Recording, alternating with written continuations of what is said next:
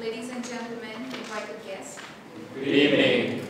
I'm Pooja Shivanand, and I'll be presenting a paper, a review essentially, called Bioprospecting of Extremophiles that we have written.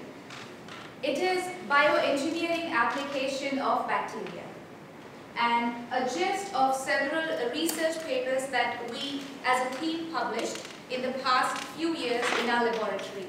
So I'll take you through this talk. Now, I like this quote by Ralph Emerson a lot. It says, as much of heaven is visible as we have eyes to see. So if we do not see something, we may not appreciate it. But keep in mind that something that is infinitesimally small can have a value that is much, much higher. And I'm talking about bacteria. You might have heard about bacteria in the disease context. It is a microbe. Why is it a microbe? Because it's measured in microns. How much is a micron? Something we cannot see. It's a millionth of a meter. So we cannot see it. But why do we bother about bacteria? Why do we bother about this microbe? Do we have to know about it? Yes, we do. Why? Because it's ubiquitous. It's present everywhere. A gram of soil sample contains about millions of bacterial species. Can you guess the number of bacteria that's present on our body? 100 trillion. Very good. I have a great audience. It's just 100 trillion. Okay? Whereas the human cells is only about 10 trillion. So it's 10 times the number of human cells. So you can do the math. How much percentage human are you? So today I'll be talking about one specific class of bacteria that's important environmentally, and they are extremophiles. What is this extremophile? Something which loves an extreme condition. Extreme, philus, loves extreme. Okay? So, but the thing is, are these extremophiles important to us? Do we have to know about them? That is the question, the problem of my study. And that is what bioprospecting is. What do we get out of extremophiles? So my talk will have an agenda. That is, we have an introduction for you, and then, we have bioprospecting. It's divided into 3 stages: isolation, characterization, and extraction, followed by conclusion and future prospects.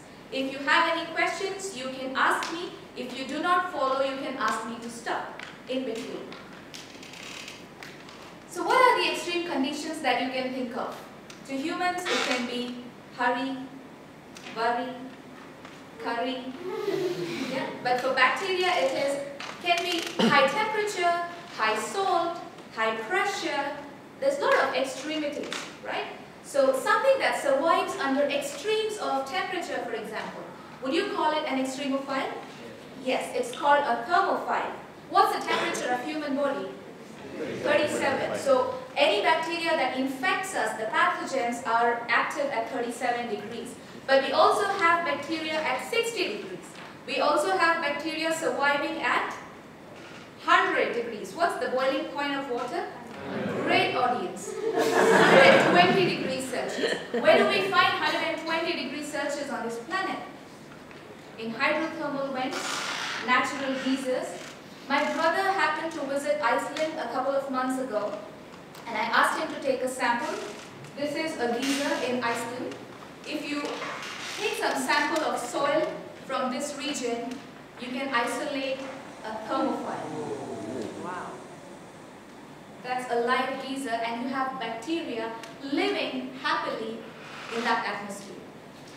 There's another one that's halophile, which will be the center point of my talk. Halo is salt, and phile is something which loves salt. I've chosen this as part of my explanation for today because Brunei is a coastal region.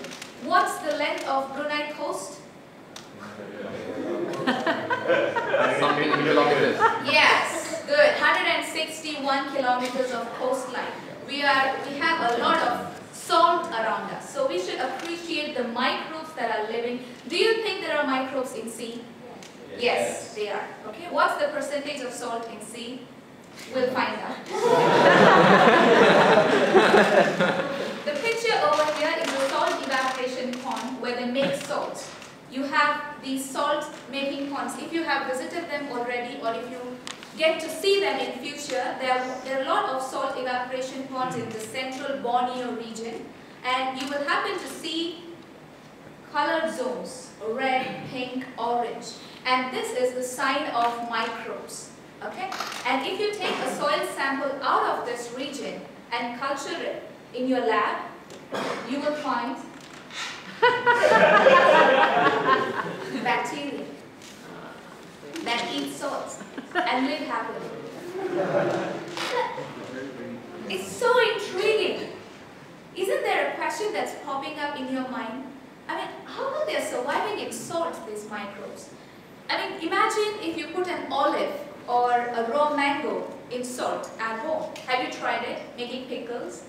Yes. If you put it in salt and leave it, say, for 5 or 6 days, what happens? It pickles. Wonderful. You see the solution, right? It gets watery and the mango shrinks, right? Why does that happen? Because the water content is higher inside the mango, it comes out. Because the salt pulls out the water, right? But when this this bacteria is in the salt, it does not die. It's happy. Why? Or how? Because it intelligently produces some solutes within to maintain that equilibrium. Water does not go out, water does not come in, and it's fine. And these molecules that are produced within the cell are of interest to us. Don't you think so? Why? Because they protect the whole system, right? We can use it in our antibiotics, we can use it in our cosmetics, we can use it in medicines. So that is what bioprospecting is all about. We isolate it, we characterize it, and then we extract that product of our interest. It's an ICE approach. Okay? So I'll tell you how I did this for halophiles in my study. Starting with isolation, I went to the sites. Most of my study was done in India. That's where I'm from the west coast of India, from the Arabian Sea. I went to the salt pans there. You can see the color blues, the yellow, orange. So I got the samples out of this region into my laboratory and I characterized it. Moving on to characterization. Anybody from biology background here? So you would know what is isolation. You were in my class, I'm sorry. So we just take the soil sample, put it in a laboratory, and we grow the bacteria. Okay? First we see it under a microscope, and then we purify the culture and grow them on the medium. So the colored blooms that we saw on the mud, when they are isolated separately, you can see the pigments, the red, the orange, the yellow, the bacteria are separated and characterized. Then we give them a name, we catalog the microbes. What is the scientific name of humans? Excellent. So like that, we have scientific names of different bacteria. Polymonas species, Brachybacterium species. If you are the ones who have isolated it, you can give it your initial, like PS stands for Puja Shivanda. It's kind of crazy, but that's the boost we get when we do research day in and day out. And then you put that in the database for others to access the genome. This is what we do for characterization. Give it a new name. Brunei is a niche. I'm telling you, it's a niche. If you come out with excellent microbes in this region, you can make breathtaking discoveries. Yeah? Extract. We saw some colored things inside the cell that could be of use to us. We saw that the bacteria is surviving in extreme conditions. It is producing some osmolytes to maintain that equilibrium. That is of some use to us. So we extract it. based on different colors. Okay, if I'm interested in colors, I will look at what color I need, I follow the protocol, I extract it. If I need a solute out of it, I follow the protocol, I extract it. I will not go into the intricacies of the protocol because it wouldn't make sense if I do not demonstrate it to you.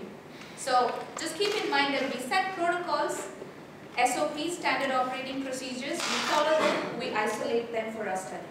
This is bioprospecting of extremophiles or halophiles or thermophiles or barophiles which survive under pressure.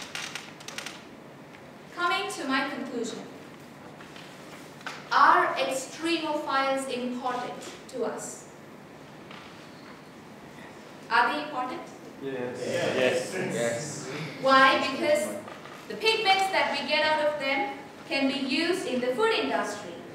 Currently, the M&Ms that we eat, the color, have you read the fine print of ingredients behind? It's all coded. You know where the color comes from? Petrol.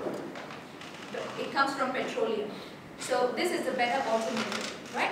So when we use food grade pigments from a live source, okay?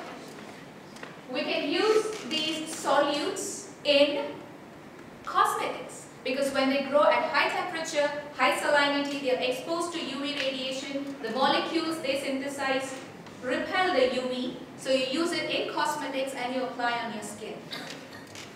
It could be compatible to us, the testing has to be done because we have microbes on our skin too.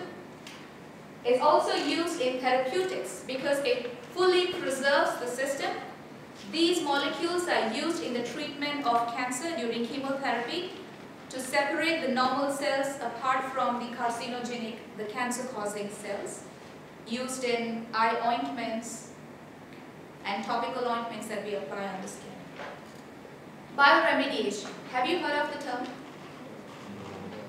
Yeah. Remediate using a biological source. What do you remediate? Pollution.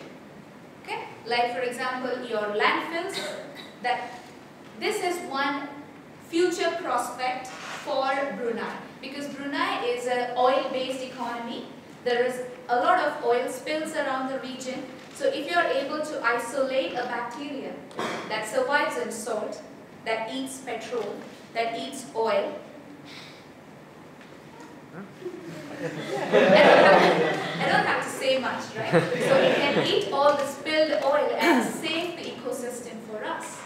If you find a bacteria that eats plastics that can survive under pressure, the only mode of trashing garbage in Brunei is landfills.